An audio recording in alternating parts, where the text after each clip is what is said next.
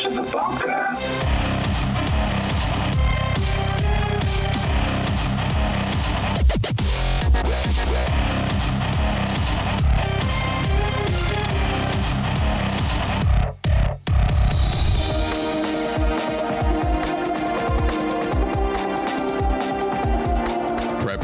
Survivalists, off-gridders, homesteaders, and the like. Welcome to Top's Bunker, a podcast for preppers. Email shtf@topsbunker.com. Website topsbunker.com. Don't forget to check the show notes in your podcast player for a link to help support the show, valuable products and gear, and extra info on this episode. I want to thank y'all for joining us. We've got a great show for you. Tonight we're talking about winter preps, so let's get to it.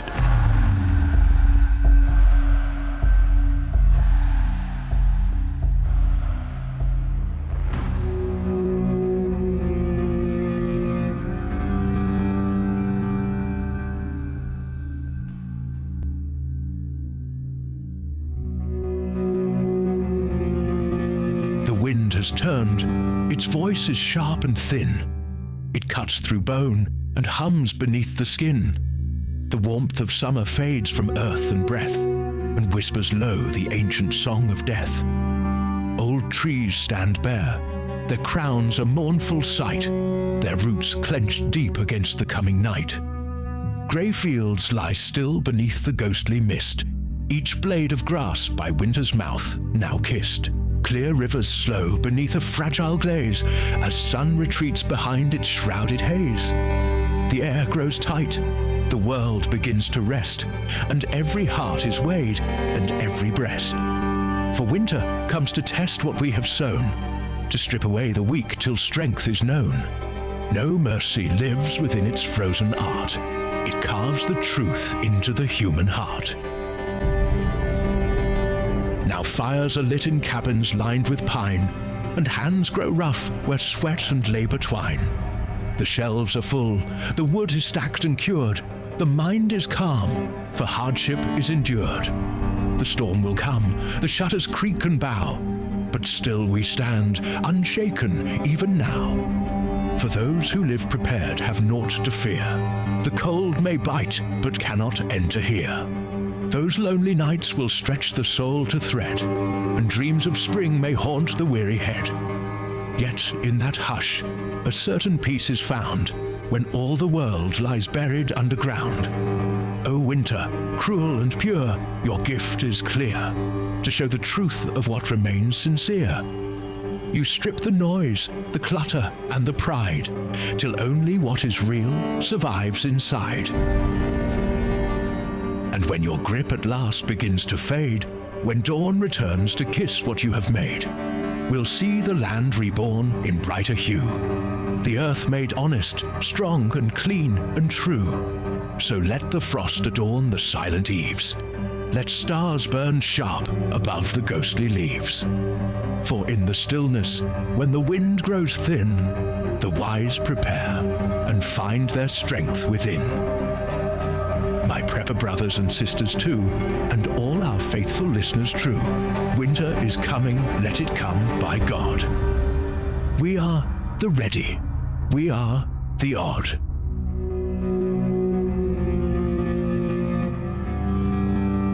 They're selling their house, and so they had an auction I went to. It was pretty cool. First time I ever went to an estate auction.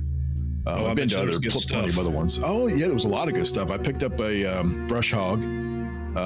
For a nice brush hog. I mean, it's old, it's old and used. It'll need a little bit of this and a little bit of that. Need some new blades.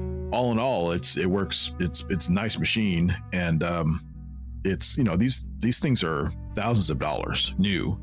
Used, they're hundreds of dollars. I picked it up for $125. I won the bid on it. Oh wow! I picked up that, and I got a you stand on while you're doing work on a house. Scaffolding. I can't remember the damn. Is it age? It's got to be age, right? I don't know. I mean, you used to work in that industry. I know. You got CRS. Can't remember shit. Can't remember something. I don't know. Yeah, man. You got that AGE. Age. Damn, I got the AGE. Yeah, scaffolding. Yes, and it's nice. It's got like wheels on it and very very strong. Holds thousands of pounds. So I got it for $17. Man, and we're talking these are like you got to go check out an estate sale. These auctions are pretty. It was raining and freaking icy cold. Everybody was wrapped up. There was fires going, and I thought for sure nobody would show up because it's raining. Dude, I get down. It's on a dirt road. I live on a dirt road. I'm going down a dirt road, and I look ahead of me, and there are just hundreds of trucks. Oh yeah, with trailers. Mm-hmm. And I'm thinking, oh my God, I'm not going to get anything here. And there was a lot of people, and they were looking for tools and anything they can get their hands on. Yeah, but they also had some big machines that you might know more of, buddy, is farming equipment, big stuff, like big things you pull behind tractors, and they put seeds in the ground and all kinds of other things that I didn't know what they do. But a lot of those they'll have a publication come out. It's like a little magazine. And I don't know if where you live, you have these guys that just hang out at the gas station and drink coffee all morning. And then they'll get a taquitos or something, and they'll get a couple of those and hang out and just bullshit all day long and then go start working. I guess they're retired. I don't know. A lot of the notices are in those penny finders. Yeah, the penny finders and the free magazines and all that. But yeah, I was cutting my the deer leases, and I told the guy, I'm like, yeah, I'm doing this on a zero turn because my brush hog is done. It's down, and honestly, the zero turn mower the ones I have are big industrial size, like I don't know, 65-inch. They're big. They're almost as wide as a brush hog anyway. Yeah. So I'm not losing that much in them, but I don't want to put the wear and tear into them that goes into these things when you're bouncing around deer leases and stuff, hitting holes and. Oh, it's rough on them, man. Rough. You'll mess one up quickly. Yeah. So he sent me that thing. He's like, hey, these are the people that had the estate sale at your place before you bought it, your house. And he said, they're having one right down the block. And I'm like, well, how close is he? He goes, dude, it's like your next door neighbor. Like they're just 2.5 miles down that way. And so I looked at him like, yeah, I can do that. And it was worth it. So now I got hooked up with this auction company, and I'm on their list now. So they'll hit me up every time there's one, and I can just go check shit out. Nice. That's awesome. I got a buddy that he's an auctioneer, and he does that. He does twice a year. He does it next to my land. Is he the guy who talks fast, or he just owns the thing? I think it's mainly a silent auction. So he'll put stuff out there like a week before. So everything has to be in there by the weekend before the auction. And then you come in and you look at it, and you can put a bid on it. He will do an auction, I guess, fast talking. I've never heard him. Does he do that whole? I don't know. I don't know what that is, but it's something. That's at the cow auction, I think. No, $50. If you're going to be on $70 and $17. Like they have like competitions. Do they really? Yes, people they actually they have a competition to see which auctioneer is like the best auctioneer. And honestly, I have been in countries and been able to pick up languages faster than I can understand what the hell those dudes are saying. Yeah. The only thing I can ever pick up is like a random number. That's all I can get, man. I know he's saying stuff. He's like, he'll say really fast, this is a great saw that you should definitely have in your toolbox. And he'll go, great saw, have in the toolbox. 20 17, great toolbox. And I'm like, I know he's saying tools in there somewhere. Yeah, that's not the place to get an itchy nose or an ear, an itchy ear. I have a habit of adjusting my hat. I do it all the time. Like I wear a cap, and that's one of those things. They'll look at you when you're doing that, and you're like, oh shit, no. Yeah. And there are people at auctions I have seen that are there literally only to do one thing, and that's jack up the price. Definitely. Oh yeah. On other people. Oh yeah. Yep. I didn't see that here at all, although I did jack up this one lady. She was trying. It was a water catchment system. It was like a great big tub, and it had a whole filter system on top and in and out inlets and all that. It was pretty nice. And they started a bid at like $5. And I was like, $5. I'm like, well, I'm like, they were like $5, $5. And I was like 10. He was like, oh, $10 right over here, $10. And this lady jumps in. And so I started bidding on her all the way up till, I don't know, I think we got up to like 50, and I just let her have it. But she could have had it for $5. I mean, I thought she would stop. Mm-hmm. But what I did notice was that the Mennonites were there. There was a lot of Mennonites there, not Amish, but Mennonites, and they're tough, man. They're hombres, man. These people, they get in, they bully their way to the front of the line. Yep. You know, and there was a bunch of these canning jars that I wanted. They were really nice mason. They were mason jars, and there was like 6 boxes of various ones in different parts and pieces. And he won the bid, and because you win the bid, you get to pick which box you want. And he said, I want all of them. Took every one of them. It was like $18 a box, and he bought like all 6 boxes, like an entire table of mason jars. I'm like, what the? Like, dude, come on, man. I would have liked to have one of those. They have extra money. They're not spending it on alcohol or hookers or cocaine or anything. That's true. So. Or taxes or other stuff. Yeah. I always get those guys, like those 2 different brands. So I always get the Mennonites and the Amish confused. You get downwind of them and then you figure it out. I never heard that one before. But I have noticed that the Amish are much rougher with the big old beards and the kind of the older clothes, and the Mennonites are like very well kept and shaved, and they wear like really nice hats, and their clothes are like black and like these guys were like clean, like black pants, black jackets, black hats, and they weren't like Amish hats. They were like these round. I forget what they're called, but they're a different style of hat. Even the kids were dressed like that. No, mm-hmm. I call them Mennonite, or I call them Amish lights. The Mennonites are Amish light. You can drink Budweiser, Bud Light. You know what? I did see one of them over at the food stand. I'm like thinking, wait a minute now. Amish don't eat no, fritter pies or, what's going on? What's he drinking over there? Chili cheese, coney. Chili cheese and that kind of thing. Yeah. Exactly. Only at the auction, maybe. I guess. Yeah, my daughter lives in central PA and right in the middle of Amish country, and I went up there a few months ago to see her.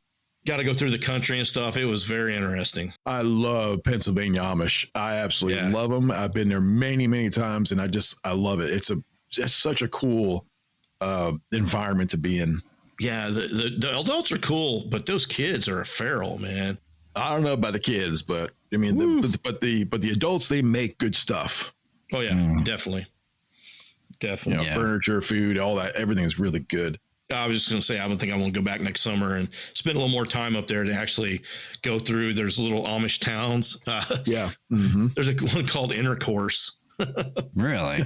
Yes, Intercourse. That's and they recently changed it, but anyway, there's a lot of Amish in Missouri, and we have them all around us. Like literally in my woods, we have Amish land. And there's actually Amish stores that you can go to that are all like, real flour and real grains and real stuff. Mm-hmm. Well, there's a store over on the Southern Pines side to us, and it's called Dunroven. It's a country store where they have like old school candy and all that kind of stuff. And they have a whole section of Amish made stuff, leather, furniture, stuff like that. Mm-hmm. Yeah. Cheeses, milk, and that kind of thing. Well, there goes all of our Amish listeners. No, I have an Amish beard. I mean, I don't, I got the whole upper lip shaved and all that. I have the whole beard thing, but I definitely don't dress Amish. For me, it's Carhartt pretty much all the way, but I'm with you on that. I got to wear wicking stuff and the soft and merino wool socks. I mean, I maybe I'm spoiled. I don't know, but I wear almost exclusively Carhartt Force shirts, long sleeve and short. Love those, man. Oh, I got a few of them. So soft and comfy. Hell yeah.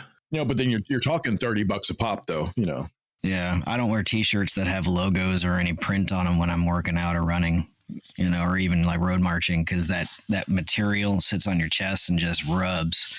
I did I think it was a 50 miler we were doing, and I came away with and I had to put Band-Aids across both of my nips. Your nipples. Bleeding like crazy. Yeah. I figured you for an armor. What are they called? What's the one? The armor? Under Armour? Under Armour, yeah. Yeah, I don't particularly care for their stuff. My kids are all my football player kid, he's all into the Under Armour stuff, but I don't like it. For me, it's too tight, and I'm fat, so I look stupid in it anyway. I went through my Under Armour phase. It just doesn't look right on me, man, because it's like, dude, you're Under Armour, and you're not it's an oxymoron. What's happening there. Yeah. Well, I mean, this last cruise that we were on, I was leaving the gym and I'd done my yoga and meditation. And I was walking back to the room and I'm just wearing just workout shorts. And I was walking by this lady who was already drinking at like 7:30 in the morning. Oh, what's wrong with that? I mean, why are you so judgmental? But she was like, if you get any shorter shorts, we're going to be able to see everything. And I looked down and I'm like, it's not that my shorts are short. It's because I got big ass tree trunk legs, lady. Who are you? Oh, I thought you were going somewhere else with that. You said that. No, we're not going there. You told us, Jeremy, that you like the shorty shorts. Yeah, I do. Because that's what she meant. Yeah, if I'm gonna go work out, especially if I'm doing legs, I like shorter shorts so I can get free range of movement. I got to put paint to taint when I'm doing a squat, man. I've got to get down on the ground, When I watch those military movies and shows and stuff, I see the guys that are like these. All they are is just legs coming out. Yeah. My shorts go way past my knees. My shorts go almost to my socks, dude. Hell no, dude. I can't stand macho style. You know what I'm saying? I don't like anything below my knees like that. Unless if I'm going to wear pants, that's fine. But if I'm wearing shorts and I feel the bottom of my shorts touching past my knees, it drives me berserk. Oh yeah. Like berserk. Can you even imagine what I would look like in shorty shorts and a fanny pack and an Under Armour shirt? Hell yeah. Skies out, thighs out, brother. I would fit in with all those people that are protesting with the pink hair and the purple hair and all that. I would fit in with them if I wore Fuck it, man. Skies out, thighs out. You gotta rock them trunks, man. Oh my God. We're gonna have to do some Cops Bunker Ranger panties. Hell yeah, with the logo on the left leg or something. Yeah, absolutely. I will definitely. I'm gonna have to look those up, but I'm afraid what my browser is gonna pull up. I don't trust it. That's great. You might. You don't even have to safe search it. Just put in Army Ranger panties. Of course, it may come up with actual panties, but they're black silkies. They're black silk shorts. And the Marines wear green silk shorts. Oh, man, I don't even understand that, man. No. Mm-hmm. Okay. Well, now that you wasted all of our time talking about this crap. Hell yeah. What are we talking about today? Oh, wait, you know what? We got speak pipe people. Nice. Yes, we do. Oh, shit. I'm telling you, it's crazy. We put that thing on, not a lot, but we got a few. I think there's like 1, 2, 3, 4, 5, 6, 7, 8, 9. It's about 10, 11, something like that. We asked on Facebook to please go on SpeakPipe and show everybody how easy it is to get on the show. First one's coming in from RMFT. I think we all know, most of us know what that means. It's roll tide. Mm-hmm. And let's just play it. RMFT here. Y'all keep up the good work. Keep your head on a swivel and keep eyes behind you. Yes, sir. Next one is Annette. I mean, we all know Annette. She's on the Dirty Garden Hose show. Hi there, bunker friends. This is Annette. Want to say hello, stop by North Carolina Piedmont. Miss everybody. Hope everybody's having good luck preparing for winter. Things that I would like to hear about would be preparing for if we cannot get pet food or food for our livestock. What would we do if there is no Tractor Supply? I have so many wheels turning in my head and really love your content. Y'all are rock stars. Take care. Stay safe. Man, that's I have some ideas on that one. We'll talk about that one. I wish everybody had put an idea, but that's great that she did that. Now, the next one I think is Scotty, our Scotty, that's been on the show before. I don't think he put his last name, so I'm not sure, but it sounds like him. Hey guys, it's Scotty. Just checking in on you. Hope everybody's doing good and prepping and staying safe. And I hope y'all keep doing what y'all are doing because I enjoy the podcast. Nice. Yeah, I think that is him. That sounds like him, right? Yeah, pretty sure it is. This next one is Jason from Florida. Hello, Keith and Rhonda. This is Jason in Central Florida. I love the new show format. You guys are doing a wonderful job. And then this one is Sean from, I believe, Delaware. Hi, guys. This is Sean from Delaware. Just want to say that the new intro music kicks ass for the bunker. The new format, everything rocks. Everybody gets to put in some input. You guys make it happen. Appreciate all the work you guys put in. Keep it up, man. Keep it up. Good. Next one is Jeff from Dayton, Ohio, I believe. This is Jeff Pugh from Dayton, Ohio. Thanks for having me on here. There you go. Yeah. That's what we asked, right? Yep. We said jump on and say hi. If you say one word, we're good with that. Mm-hmm. He said about 5, so that's great. Next one is Frank Deegan. We all know Deegs. Hey, Keith and Rhonda. How are you doing from the lovely Emerald Isle? Frank here from the Irish ISG. Hope you're all keeping well. Just saying hello to all the group out there listening on the podcast. I listen regularly, especially when I do long distance driving. So keep them coming, Keith. They're great content. Take care. Bye-bye. Nice, Frank. Appreciate you checking in with us. Next one is Andy, and that's all I got is just Andy. I don't know where from. Hey, Tops Bunker. Enjoy listening to the podcast and enjoy listening to all the different perspectives, military, civilian, and otherwise. Keep up with the good work. Thanks, Andy Blair. Yeah, we've had him on the show. All right. Well, glad he jumped on. That was cool. Next one is Dave from Pennsylvania. Hello, Keith. Dave in Central Pennsylvania here. Just saying hi and letting you know I do check in once in a while and see what's going on. Have a good one, guys. Nice. Yeah, he's been on the show too. I still talk with him regular, so him and Joe and a couple other guys pretty regular. So, well, I'm sorry, Dave, for not remembering. I'm old. I got age, according to Jeremy. You got AGE. And then the last one is Willem, and he is from South Africa. Now, I know we had people in South Africa because I've seen the stats and where the people come from. So I know we have listeners in South Africa. One of them decided to jump on the speak pipe, man. So here we go. Hi, everyone. Hope you're well. This is Willem here from South Africa. We've been listening to this podcast since it started. We really enjoy it. And thanks for all the great content. We love the new format. And keep it going. We'll keep listening. Just wanted to say hello all the way here from Africa. Thanks so much. Bye-bye. Awesome. We need to have him on. If you're listening, if you hear this, man, instant message us on Facebook. We'd like to bring you on if you'd like. I watched a program about preppers a while back. I don't think it was Doomsday Preppers. It was something else. They did a whole thing on South African prepping, and there's a lot of preppers out there, man. No, it's life or death right now with them. Oh, yeah. Yeah. I don't want to go into it on this episode. I can. It's life or death, man. I mean, they have to. Yeah. It's not, well, it'd be nice if we can get some extra beans and rice this month. No, they're living it. And it's coming this way if we don't watch out. So I also do have and I'm going to try and find it here.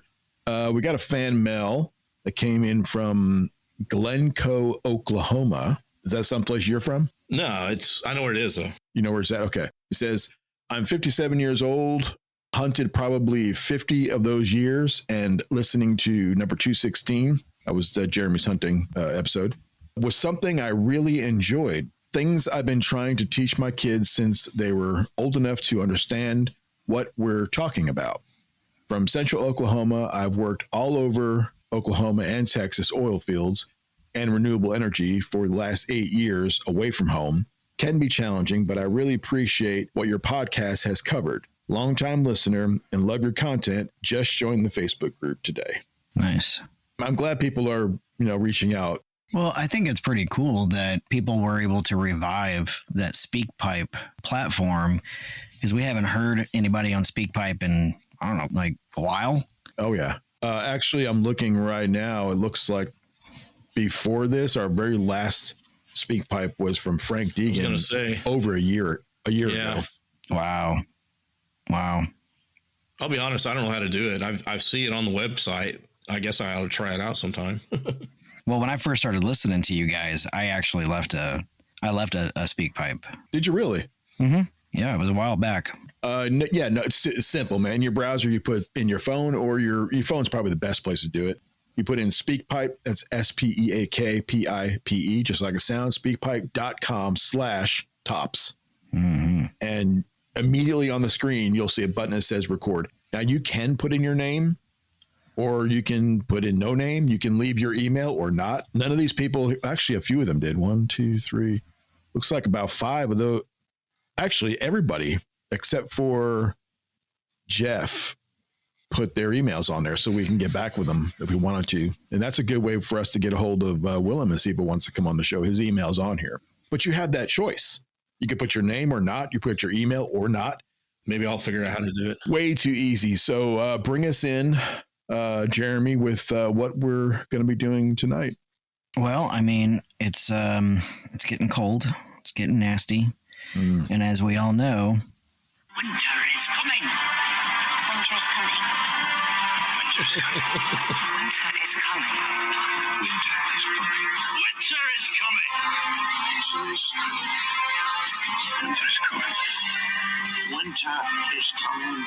and I know for some people, winter is definitely already here. One of my former soldiers who lives out in Colorado hit me up with a screenshot. It was 21 this morning where he lives. And I'm sitting there complaining about 48. He lives in the Pueblo area. So just south of Colorado Springs. Yeah, I think Colorado might have a few ski resorts starting to open already. I think they've had enough. Yeah, had enough snow in the western part. I'd have to double check myself, but I was. Yeah, and as much as I tell myself I would love to live there, like Montana or Wyoming, and then I see that and I'm like, you know, I do like winter, but I don't know if I love that kind of winter. It's different. Well, I'm going to tell you this. Rhonda and I went to Colorado for a vacation, and it was wintertime, and it was snowing, and our cabin was up in the mountains, and we had hundreds of elk around us on this land. It was a fenced. It was 100 acres of fenced-in area just with that cabin and all the elk in that area. They were just inside that area as their own personal, group of elk. And it was absolutely gorgeous. And it was the most amazing thing. And we went into the mountains and we went through some caves and it was snowing and it was beautiful. But I'm going to tell you this, when you go to the town, it's the same as every place else, man. It's dirty, it's slushy, it's nasty, it's cold and wet and people are sneezing. And it's just like any other place in the wintertime. You don't see the beautiful unless you're there as a vacation. Trust me. Yeah. And they still have elk roaming the town and it's, you know, that's true. Yeah. Yeah. And you get to see tourists getting speared by elk, which I think is hilarious. I loved Colorado, man. I thought it was. I've been there quite a bit, and I've been through. One of my daughters lives in Wyoming, and I mean, I love the area. I love the mountains. I've always loved the mountains since I was a kid. As I get older, I appreciate the winter more now for some reason, even though I was raised in South Texas, but there are a lot of things that individual people have to do to get their homes, to get their cars, to get their whole lives ready for the weather that is inevitably going to be here. And for some people already is. So, and I think, Buddy, are you starting us off on that? On the, I just zoned out there for a second. I was thinking of that. What am I starting out with? You're thinking of what? I'm having a buddy moment. Yeah, you are. Okay, so right. I was going to talk tonight on a vehicle loadout, but. And apologize for all you people in the Southern Hemisphere. Right now, it is coming out of and going into summer. So, yeah, it is what it is. For those of you whose toilets flush backwards. So, yeah. Oh, man. What I'm going to talk about today, so pull out your notebooks if you feel the need to take notes, but this would be a good time to do it for these 2 episodes we're gonna have here. These days we don't use notebooks, we use cell phones. Okay, whatever. I'm old. All right, so I'm going to talk about the winter. You spend a lot of your time going to and from wherever you're from, going to and then coming back in a car, some kind of vehicle or whatever. So in the wintertime, you want to make sure that those vehicles are in tip-top shape, and there's some things you need to go through. And winter's different than summer, and where, depending on where you live, there's either a drastic difference or there's a subtle difference, but it's still a great time to look over your vehicle and make the changes you need to make for that time. So what I'm going to talk about is mainly what you need inside of your vehicle to get ready for an emergency that might happen. And so basically I've broken it up into different sections. So we have a recovery, communications, or a signal, warm or warmth, first aid, your bug out, get home, and then a miscellaneous section. So I'll break that up into these different sections, and I'll try to stay brief with it and not go into, too far in the weeds, because, you can look a lot of this stuff up by using the Googles. So anyways, so on the and it's also specific to your needs. Like everybody's got different needs. So, this is what you're going to come up with for Oklahoma. I tried to add things that are, we get a little bit of everything. We don't get the very heavy snow, but we'll get the ice. We'll get, we'll get very cold weather. We'll get the wind and stuff. But you definitely get the ice. There's no doubt. And I've lived in New York and have messed around upstate and got the nor'easters. So I understand that, Florida, it's a little different story, but it'll still get cold there. You'll get your cold and you'll get maybe your one snow every 10 years or whatever. But so, it's all situational dependent. So, all right. So we're going to start out with recovery. So, just keeping it basic, you need a snow shovel, and they make them where they fold up, or you can put them into your trunk or, into a box in the back of your SUV or your truck or something, but some kind of small snow shovel, just in case you get snowed in. You might be at work and there might be a snow that dumps and they don't release early, and you might have to go out and snow shovel a little snow. For instance, I lived in New York. We got dumped on overnight, and I had to actually dig the whole car out. It was all the way up to, I could barely see which car was ours because I could see the top of it. I knew where I parked it, and then the snow vehicles came through. Like that. They came through and cleared the roads, which pushes all the snow onto your car. So it was definitely stuck. So I had to dig into with my a dustpan. I had to dig into the trunk to where I had the snow shovel to get the snow shovel out in order to shovel. So that's an example. But a snow shovel is kind of a baseline item you need depending on where you live, of course. Also something like kitty litter or a bag of salt, the salt you put on sidewalks. In Oklahoma, we get a lot of ice. And so keeping kitty litter or a bag of salt melt, for a bag of salt for ice melt, you can throw it underneath your tires, let it sit a couple of minutes, and sometimes you can break them free because ice is way different than snow. I second that, because we've had, growing up, I know we always had the snow shovel and even a little bag of that ice melt, usually salt, inside the front door, because a lot of times you had to dig your way out of the front door. Yeah, definitely. And that's the thing too. Also, something is you could take as well as you can go and get a carpet remnant, from the carpet store. You can go in there and pretend like you're going to buy carpet and you need a couple different ones, but you get 4 of those. And if your wheels spin, sometimes you can throw those down and just get enough traction to pull yourself out. So that's something else that is kind of a hack that can be used. It's, it has worked in the past. I've seen it done. So, by the way, I got stuck at the auction yesterday. My truck, I pulled up on the grass and it went right into it. And I said, this is not going to be a good day. And I went over to the owner who had a big old tractor. I'm like, hey, man, he's an old guy. He's real nice. And I was like, hey, I'm stuck out there. And I'm like, I'm your neighbor down here. He's like, you're stuck. He's like, what do you mean you're stuck? And I said, well, I brought the wrong tires with me.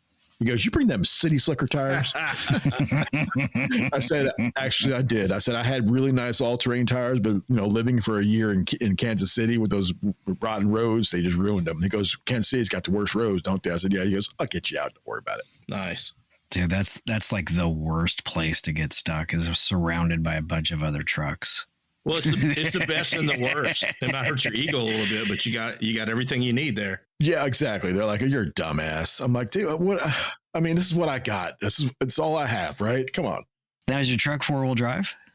Oh yeah, but the tires are literally slicks. I mean, they have no tread left on them whatsoever, man. I got to buy new tires. But remember, I don't drive it down the road. This is my farm vehicle. It's what I have around the house, and I know where my slick spots are on the property, so I don't go near them.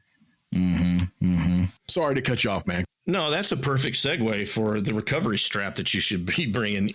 And I use ratchet straps a lot for my recovery straps, or a broken ratchet strap, because you'll break them. And I always save them because I'm kind of a hoarder when it comes to stuff like that. I mean, things have I like to have multi-purpose stuff. If you buy something for one purpose, you can find another purpose for it. So a recovery strap be nice to have in your instance right there, somebody can pull you out. Ratchet strap, sometimes if you have to self-recover, you can take a ratchet strap, and strap it up to your bumper or your somewhere on, a spindle mount or something on your vehicle, and you can ratchet yourself out just enough to pull yourself out. So those are good to have. And then the last thing I have is just, I'm trying to keep it simple and short, but to get your mind, to work a little bit and make it situational dependent for your own area. The last thing is, an ice scraper with a brush on it is just basic kit to have, because you might be at the grocery store, you might be at work, you might, be wherever, and, overnight or within an hour or so, you got dumped on, and you can always just go out there and scrape that stuff off.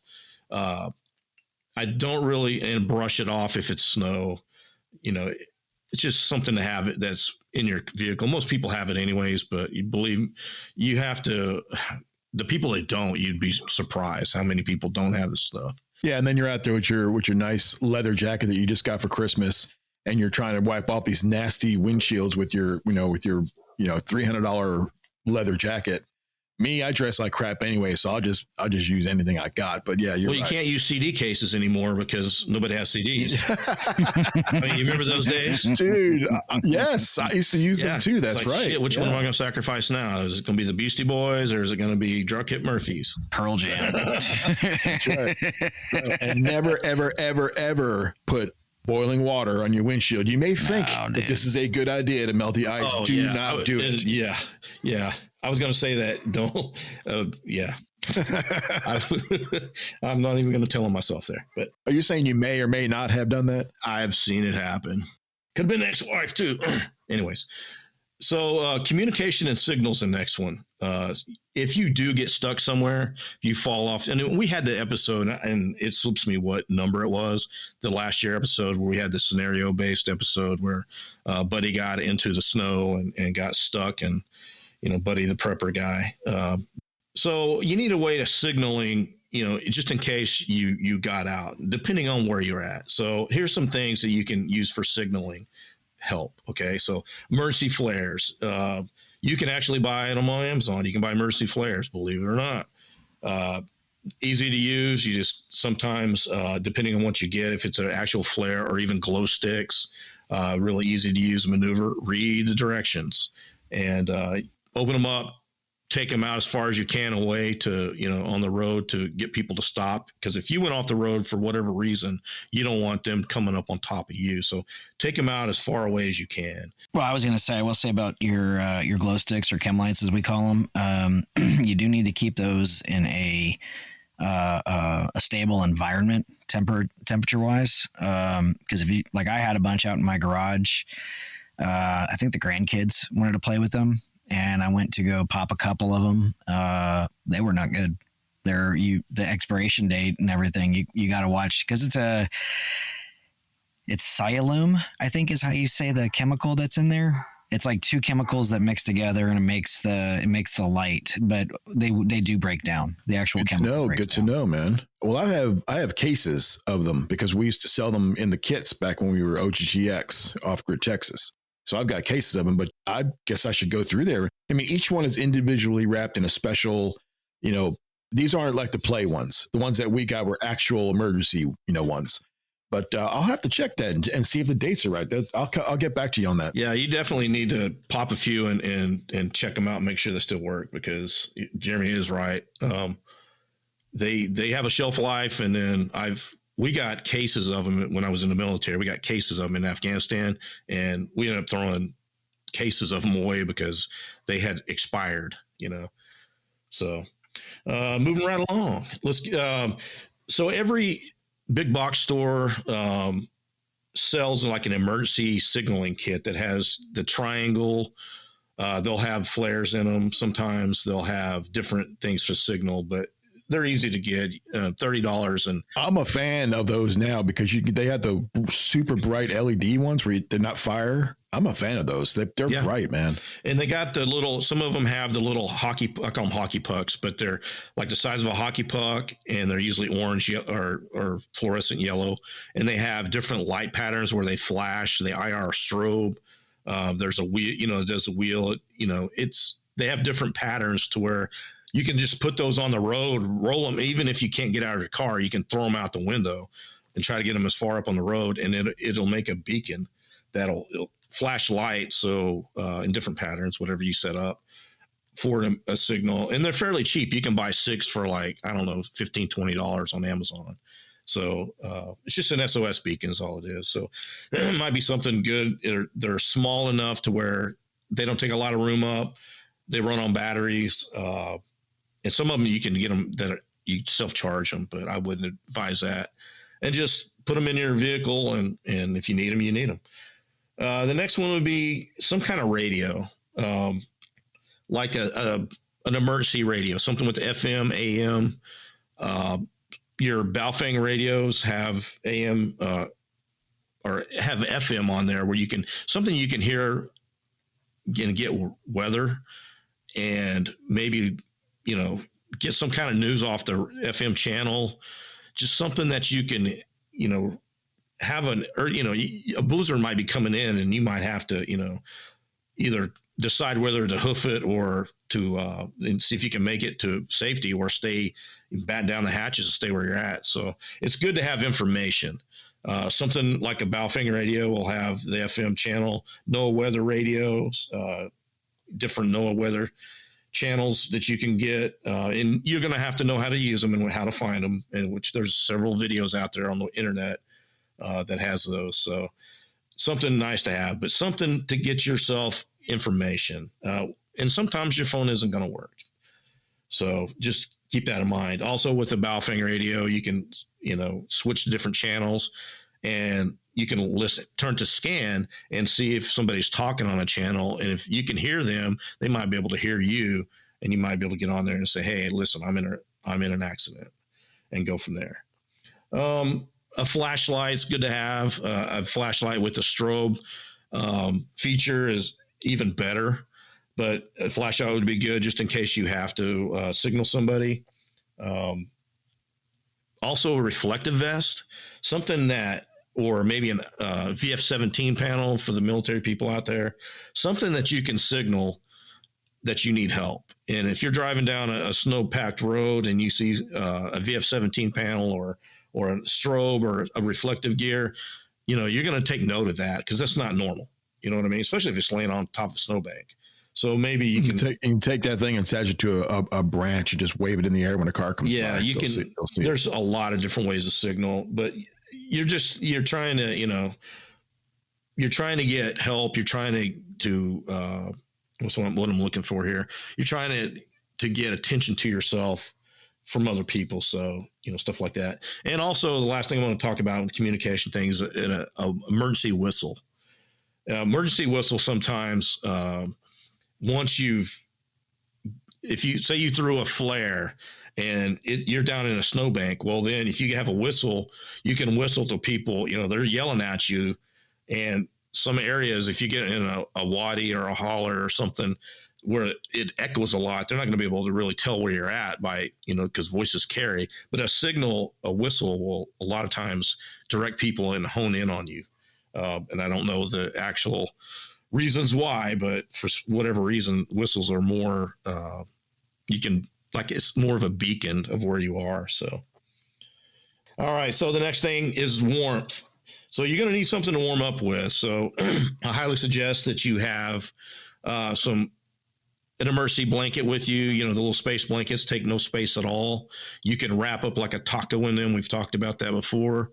Also a wool blanket. You can get that space blanket and wrap up like a taco and pull the wool blanket over you, and you're going to be warm. Believe me, it's a great combination there. Tea candles. We've talked about tea candles before. You can buy for a couple dollars at the dollar store. You can buy these tea candles, the unscented kind, but get some matches and tea candles, and a little tea candle can save your life, even in your vehicle. It's not going to put a lot of like soot out or smoke. It's just going to put enough, and you want to crack your window a little bit. But if your hands are cold, you're starting getting frostbite, you can put that little tea candle down there, and it could save your life. It's really interesting how something so small can actually save your life. So something, you might get a couple of those. The next thing would be a hand warmer. So you can buy them at every box store, has them, especially in wintertime. A lot of hunters use them. They'll stick them in their pockets when their hands get cold. But you just break them up, stick them in your pocket, and they're warm. And if you buy them, kind of like your fluorescent sticks, your glow sticks, they have a shelf life on them. And so if you bought them last year, you might take them out and try them this year. To see if they're still good, or just buy. I was going to ask, because I've got cases of those. I used to also sell same them. thing. I'm just wondering now, maybe that they don't work no more. Well, it's something. Say you got to go outside and work from your chickens. Take a couple of them and stick them in your pocket and see if they work. It's worth a try. To see. And if they have a shelf life on them too. So, and I don't know what they are, but they have them for individual hand sizes, and they have them up to blankets. I used to put them in my boots in Afghanistan, especially around at night, if it got really cold and you're on watch or something, to where you could put them in like an insole of your boot, and it worked out pretty good. They work great in your sleeping bag. You can throw them in your sleeping bag. You throw one down at your foot of your sleeping bag, one up around your midsection, and man, you're toasty all night long. You just don't want to roll over on them and fall asleep, because they can burn you. So you got to watch that. So have extra winter clothing in your vehicle, extra, like we call them watch caps or stocking caps or whatever, toques, whatever you call them, extra gloves in there. And not only for you, but you might have somebody ride along with you that might need some too. So just carry a little bag full of extra stuff, extra socks. You might get out and try to push yourself out, and now you got your shoes wet, you got your socks wet. So you might think about extra socks, extra gloves, extra hats, and then even maybe carry some waterproof boots with you just in case. When, I'm happiest when my feet are dry. I'll just put it like that. You can get all this stuff at a Walmart for super cheap, or on Amazon. Yeah. Super cheap. You don't need designer stuff. We're talking about emergency stuff here, not designer stuff that you need to wear every day that's got to last you through a work day. These are basic essentials that could save you from getting frostbite or just anything, catching a cold. I mean, that's all it is. Yeah, and I'll give you, for instance, I went to the auction yesterday. It was icy cold and it was raining. It was in the upper 30s and it was raining. And I wore jeans and a heavy, my heavy hoodie. I was freezing my ass off. But there's people out there that were wearing whole snowsuits and they were just toasty. Now, did they look stylish? No, they didn't. They looked like fools, but they were toasty and I was freezing my ass off. Who's the better for it, right? Yeah. It's that time of year. We got to start thinking differently. I went out, I was actually mowing the grass yesterday, and I've had frostbite and probably chilblain before. And when it even starts to get kind of chilly out, the tips of my fingers and my ears and my nose will all start tingling a little bit. And I was mowing the grass yesterday.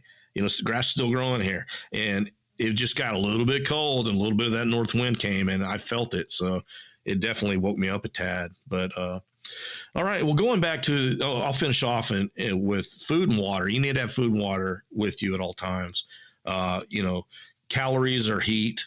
So having something to munch on, some snacks, and we've talked about, different snacks, power bars, trail mix, whatever it may be, just to have some, if you get stuck somewhere, just to have some nutrients. And it's mainly not so you can go out and run the Mogadishu mile after you get done eating it, but it could, fuel you to get home, but it's more for the warmth. When your body is kind of cold, if you start eating a little bit, it's going to help, interior warm your body up with the calories. And then of course, water. You want water. Now, you don't want your water to freeze. So tea candles will help melt it if you needed to. So there you go. All right. And the last, we're going to talk about first aid. I thought you said that was last. Do what? I thought you said that was last. Oh, no, I got one more. I always have one more thing. Oh, okay. All right. Typical. Have your IFAC with you, and I'm a safety guy. I'm a medical. Tell everybody what IFAC is again. Individual first aid kit. Have your own. See how kit easy there. that was to remember. Yeah, I had to write it out phonetically there. Okay, so just have your first aid kit with you because you never know what's going to happen. I'm actually taking a wilderness medicine class now, and the injuries that happen in the mountains, especially during the winter, are very different than things that I'm really normally aware of and usually see. So, educate yourself a little bit. Get the things you need in there. But have a first aid kit with you. And another thing that's important, if you take medication on a regular basis, have that with you because you might be stuck somewhere for just a little bit. You might be driving, highway to see grandma on Thanksgiving and they shut down the highway, and what are you going to do? Well, I only have an hour ride home to get to the house, but you don't have your meds with you. So don't create a medical emergency that, could put your life in danger by not having your meds. I saw a YouTube short last week, I think it was, where somebody was saying that, when you go to the pharmacy and they give you your medicine, it comes with like with your prescription on it and everything, your name and all that kind of like paperwork comes with it. Yeah. They were saying that if you carry your medicine in, traveling or in your car or anything, that you should save those and put them with it because you're carrying a controlled substance. You could be, yeah. You could be. It could just be pain. It could just be something for your snot, but it could be something like a very powerful painkiller or something like that. And if you get caught with that stuff, that's you can get in trouble. Well, I mean, people get high off antihistamines and stuff. There's just different things. How they know you're not trying to sell it? Well, I mean, you go to they put stuff behind the counter now, like the little red allergy pills. You can't even buy those out there now because people crush them up and make meth with them or whatever, whatever they may make. But to have that with you is very smart. Have a list of your medications. If you do get into an accident, to hand to the first responders, and especially the people who are taken to the hospital, because if you're on a bunch of medications, that might be the difference between life and death. So I'll get off my first aid high horse here, but it's just some tips for you. Also, it's idea to have a battery booster, the battery pack boosters and jumper cables with you, a tire pump, because the difference in air pressure in the winter and the summer is different. I know all of a sudden now every tire's flashing now because they're low on my tire sensor, so I need I just checked all mine. Yeah. Mine are all screwy now too. In a battery pack, those new boosters, you can get them. They're cheap enough now where I can buy them, so definitely something to put in there in having your vehicle too, because it sucks when I tell us a quick story real quick. Flew in from out of country, got to Oklahoma City, got out and got to it's a snowstorm. It's the wind's blowing from the north and there's wind chill into the teens. It's just crazy. There's snow drifts. Well, the car has been parked there over a week, and now I have to shovel out. I have to do all these things, and I just came from the tropical area, so my body wasn't used to it. I didn't have the right clothes. I had a hoodie on, just dying. So, what I guess I'm getting at here is plan ahead, and the car wouldn't start. And so, and it's late at night. It's like 11 o'clock at night. Nobody's up on the top floor where I had to park, of the parking garage. So, a battery booster is something that is very nice to have. Luckily, security came by and we got jumped, and life is great again. So I got one. It wasn't that cheap because I really wanted a good one. The one I bought, I think, was like $120 or something like that. But there are a lot more cheaper ones that are out there. But the one that I've got is a lifesaver, man. And it's absolute lifesaver. And it's small, compact. It fits in a little kit. I'll put it in the show notes to look at it.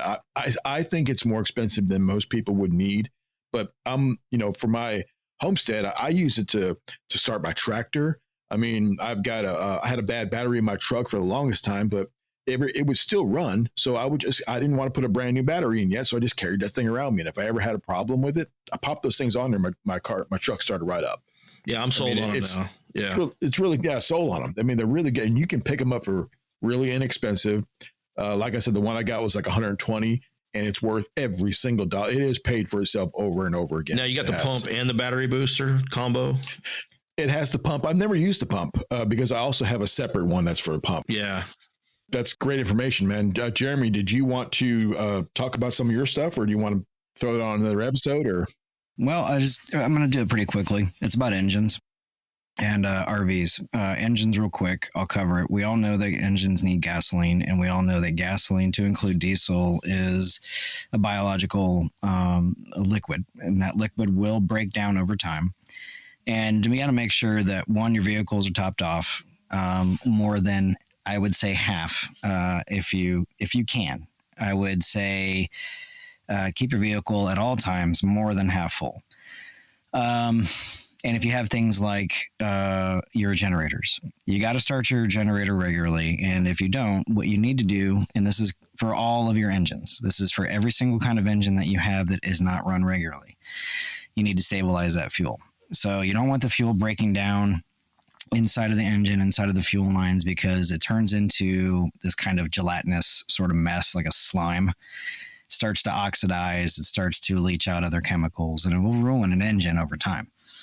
So you can get a product like Sta-Bil. Sta-Bil is pretty much the most widely known product there is. They have some for regular fuel, they have some for diesel, and they also have stuff that they use for your ethanol-free fuel. I suggest to everybody that uses any kind of small engine, which most of your generators are considered small engines, I always suggest using ethanol-free fuel. Ethanol, for a lot of small engines, which we consider small engines to have small injectors. Those injectors can get gummed up by regular fuel over time, so you use ethanol-free. And it helps for the engine last a lot longer. It helps it run cleaner. It helps it run hotter. But if you don't use it on the regular, you still got to stabilize that. So I would say you got to start your engines regularly, even during the winter. Pull your generator out, pull it out to the backyard and a safe distance away from the house. Crank it up, let it run for 5 to 10 minutes. Let some of that fuel get through. Top it back off, add a touch of your Sta-Bil, and then put it back up. If you're doing that, say, once every couple of weeks, even once a month, if you put it on a regular schedule, your engine's going to last a lot longer. Engines that sit idle and do not get used break down and they fail. You got to use the engine in order for it to run properly.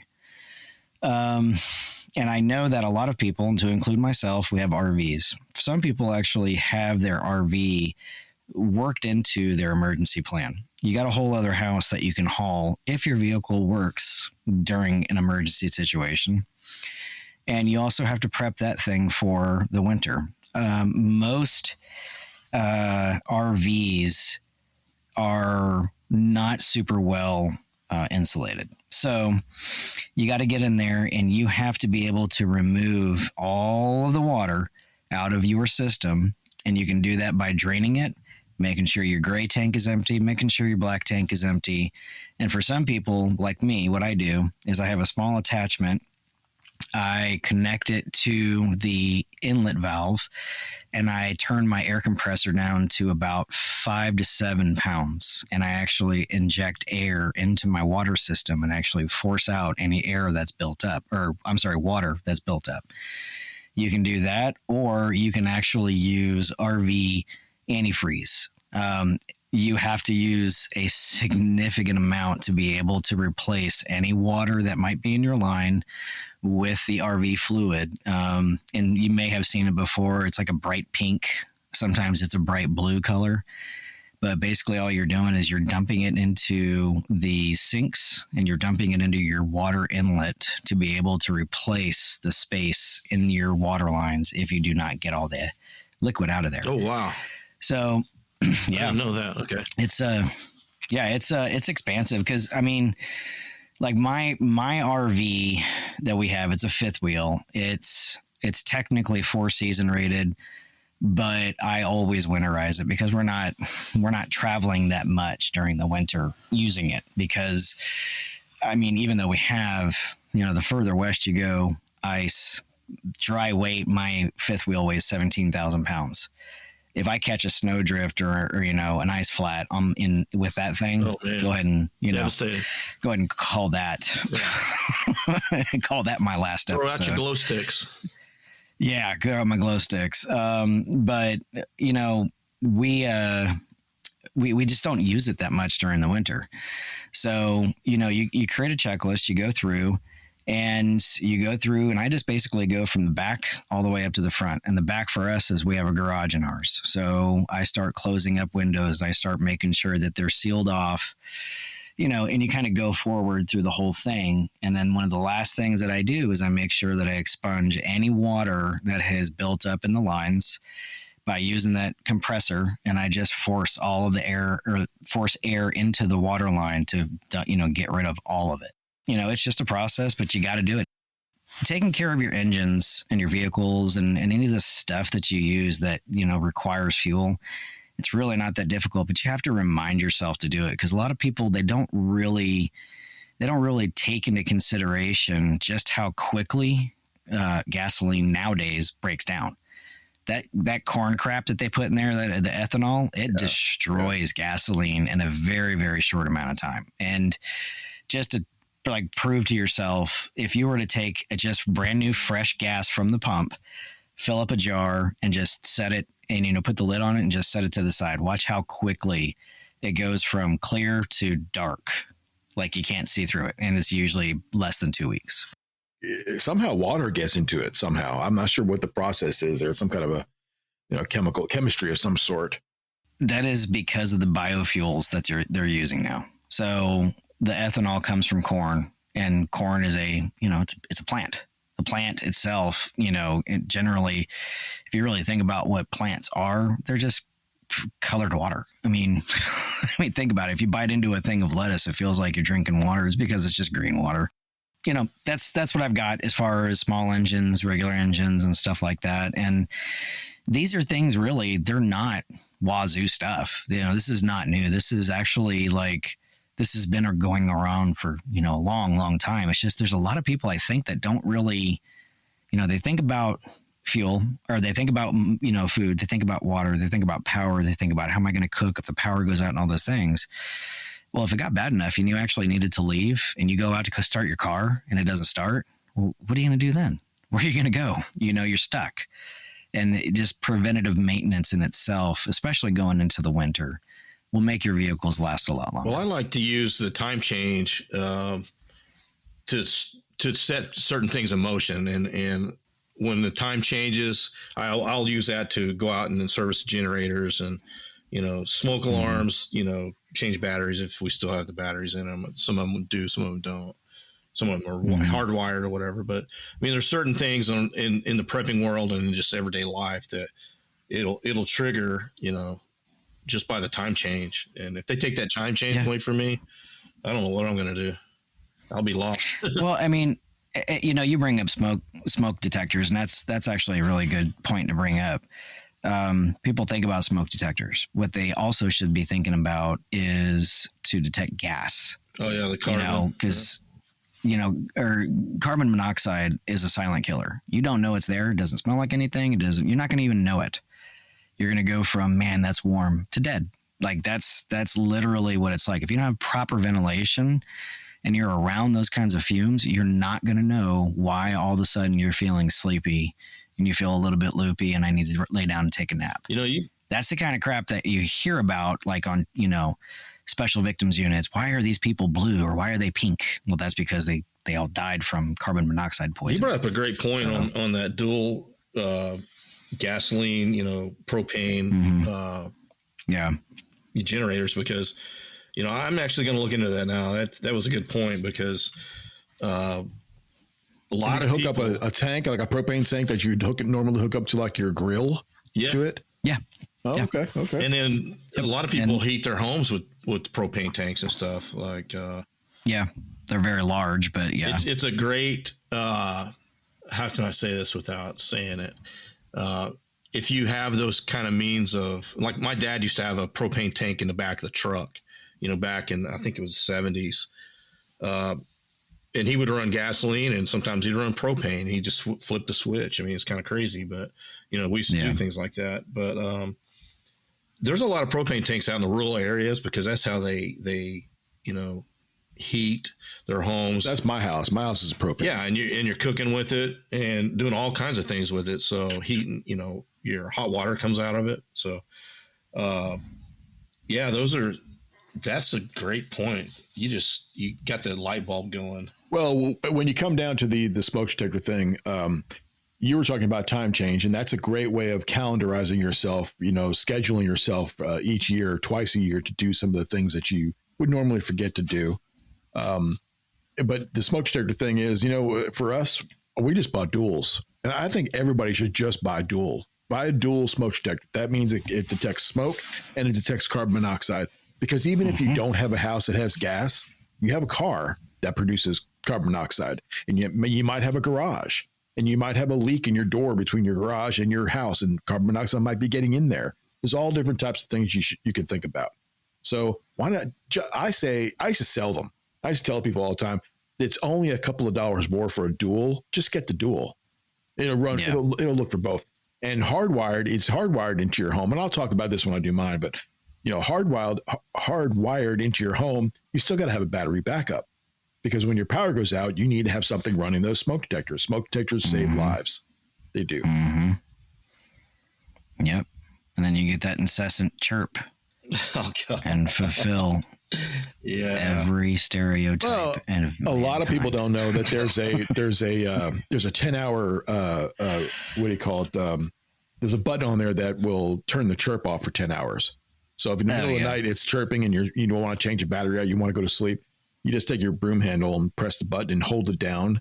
I think it's like 5 or 8 seconds, whatever it is, and it puts it into a sleep mode for 10 hours. 10 hours later, it's going to start chirping again to remind you the battery's going low. Mm-hmm. Which will work great unless it's your carbon monoxide, and you'll never wake up. No, that's an alarm. And I like the ones that talk to you. They're not even that expensive. They're like $30 a piece. Wow. It's worth your life, $30 a piece. They talk to you. Carbon monoxide detected. Carbon monoxide detected. They actually talk. We're kind of creeping into the homestead episode. I got all this stuff in the homestead episode, so we can definitely put it in there. But you guys have any finishing thoughts you want to say? It's easier to bundle up in the winter, because once it gets warm again, you can only take off so much before it's illegal. My prepper brothers and sisters, winter preparedness should come as a no-brainer to most people, much less these seasoned prepper survivalists that we've become. But life happens, stuff happens, hell, shit happens all the time, and prevents us from performing as seasoned prepper survivalists, much in the way that your brain surgeon leaves behind a scalpel in your melon after sewing you up because he or she is thinking about the 18 holes of golf scheduled later that afternoon. Okay, bad example, but you get what I'm saying. We're all human. We all have loads of useless white noise filling up the empty spaces between our brain cells. That is to say, we forget shit all the time, like punching out the time clock at the end of a long day, or leaving the tools in the bed of your truck overnight, only to find them all rusted over and foobarred in the morning. Or, no honey, I didn't leave the toilet seat up again. Okay, another bad example, but that's why we need lists. Lists are awesome. Lists are golden. They keep us from looking like idiots in the eyes of our prepper friends when we forget to load out our vehicles before taking a road trip with our mom into the mountains during an imminent hurricane disaster. Shit happens. I'm an HVAC specialist. How dumb would I look if I forgot to replace the filter in my furnace, right? Really dumb. But listen, we're going to give y'all a leg up on this one. Take a look at the show notes for this episode. There, you'll find downloadable checklists for the fall and winter season, 100% free of charge with absolutely no strings attached. A gift for you and yours from the bunker. Click it, download it, and start checking off those boxes that pertain to your specific needs. It doesn't get any easier than that, my friends. You guys got this. I know it. I can feel it in my bones. You are ready. Stay prepped, stay happy. Thanks for listening, and good night.